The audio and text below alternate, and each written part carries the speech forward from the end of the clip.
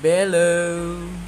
Balik lagi di podcasting keempat Ngopi ID, ocehan anti mainstream, ocehan berkualitas. Oke, karena kita lagi rame-rame membahas tentang kebijakan new normal yang diajukan oleh pemerintah. Mungkin ini agak telat ya, tapi oke lah, fine, karena ini memang masih jadi perbincangan yang asik nih. Gua pernah tanya, kira-kira kita ada solusi nggak sih untuk menghadapi pandemi ini? Lah, sebetulnya kalau mikirin solusi itu bukan tugasnya kita sebagai rakyat ya. Tapi nggak apa-apa. Karena kita sering kali mengkritisi pemerintah, maka kita kasih deh usulan solusi yang mungkin bisa dilakukan pemerintah. Pertama, kalau pemerintah mau berlakukan new normal, minimal ada 3 kondisi yang perlu disiapkan supaya new normal ini nggak jadi suicide mission gitu ya, supaya masyarakat tuh tenang, supaya pemerintah nggak asal ngabur rakyatnya. Sekarang contoh ya, sebelum new normal ini diterapkan saja, ketika Pak D itu ke mall ya, ke mall di Bekasi itu ya, kelilingan belusukan gitu. Apa yang terjadi? Orang berpikir oh kondisi kita benar-benar udah normal. Akhirnya orang-orang pada ke mall, ikutan pada ke mall dan ya menjalani kehidupan mereka. Tapi apa yang terjadi? Infectious rate itu naik, ya kan? Nah, maka permasalahannya di mana? Permasalahannya ada pada sikap presiden. Karena yang namanya presiden itu dia simbolik. Dia keluar keluyuran mensahkan mall, ya, membuka mall. Bukan ngesahin tapi ngebuka mall, maka dampaknya adalah orang berpikir oh ya kita udah normal gitu ya. Nah, karena itu supaya proposal new normal ini tidak jadi suicide mission, perlu dipertimbangkan minimal ada 3 hal yang mesti disiapkan. Yang pertama, harus ada regulasi yang jelas dari perencanaan, pelaksanaan sampai pemantauan, termasuk penanganan kesehatan dan sebagainya ya. Dan yang jelas juga harus ada punishment yang tegas buat orang-orang yang melanggar. Kedua, harus mampu pemerintah itu melakukan rapid test dalam skala besar di tempat-tempat keramaian ya. Dan itu harus dilakukan tiap hari. Kalau ada kasus langsung tracking. Itu konsekuensi. Yang ketiga, sediakan fast-cash kalau terjadi lonjakan ya. Jadi amankan fast-cash. Kita ini negara yang padat penduduk cuy, ya, jutaan kali lebih banyak dari Singapura. Jutaan atau ribuan ya, pokoknya banyak banget, lebih banyak dari Singapura. Maka kebayang gak tuh berapa masker yang harus disiapin, APD yang harus disiapin, disinfektan, dan itu tiap hari kebutuhannya.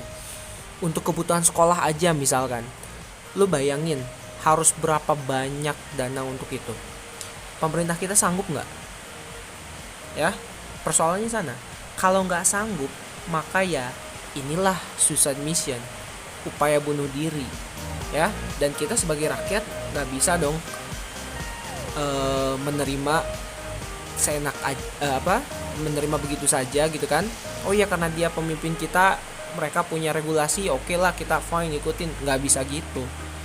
Kalau ini jelas-jelas ngebahayain hidup kita, masa iya lu mau nyodorin leher lu buat dipenggal? Kan enggak. Udah tahu mau ke jurang lu ikutin gitu? Enggak juga ya. Oleh karena itu ya kita harus pahami ya, oke aja new normal boleh diberlakukan jika minimalnya 3 hal ini itu bisa dipertanggungjawabkan. Kalau enggak, jangan harap deh. Baiknya kita udah tahan-tahan diri aja deh, begitu ya. Oke. Terus kalau seandainya pemerintah tidak bisa memenuhi 3 hal tersebut minimalnya ya, berarti masih ada lagi yang lain. Tapi minimalnya yang gue bisa pikirin, gimana kalau seandainya pemerintah tidak bisa memenuhi standar minimal buat melakukan new normal 3 hal tadi. Ada regulasi yang jelas, mampu melaksanakan rapid test skala besar, kemudian juga menyediakan fast cash kalau lonjakan terjadi. Nah, dalam kondisi seperti ini, maka kalau itu tidak mampu dipenuhi, ya, maka mendingan lupain aja soal new normal. Lebih baik harusnya pemerintah siap untuk memfokuskan pembangunan ke arah bagaimana kita mempersiapkan kedaulatan pangan, ya. Jadi bagaimana supaya pangan itu diproduksi secara massal. Kita punya tuh wilayah-wilayah tempat produksi massal, ya, buat pangan.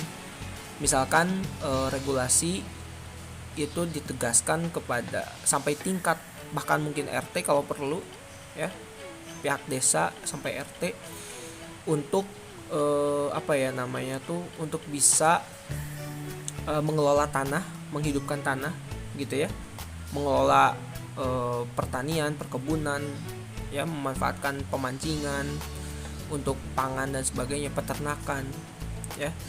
Jika masyarakat tidak memungkinkan untuk melakukan itu, bisa jadi produksi alat-alat kesehatan, misalkan untuk masker rumahan, untuk APD dan sebagainya. Kemudian yang kedua, harus memulai optimasi agar bisa memutarkan uang secara optimal di dalam negeri.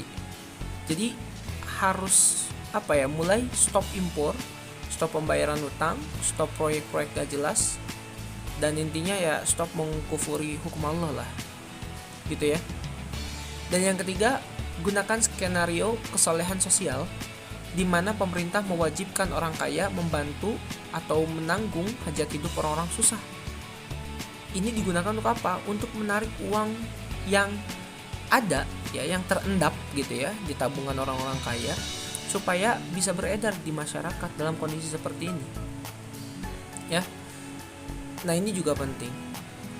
Nah, kemudian yang keempat, kalau negara tekor nggak punya uang gimana? Kita punya para influencer, para youtuber muda, mereka bikin konten lah, ya kan? Mereka bikin konten, narik uang dari YouTube dalam dolar, itu jadi cadangan devisa buat kita tuh. Dan itu kemudian uangnya digunakan untuk menghidupkan sektor ekonomi masyarakat. Dan masih banyak lagi sebetulnya, itu cuma contoh teknis aja, ya. Intinya bangun kesolehan sosial. Kemudian juga jangan lupa hentikan proyek ibu kota baru. Dan berhenti mikirin dari KPBN lewat pajak. Itu aja kali, ya. Karena waktu juga terbatas. Sebenarnya masih banyak solusi real, tapi ini terkait dengan standing point. Maka bagaimana kita bersikap, ya terserah kita, ya nggak sih?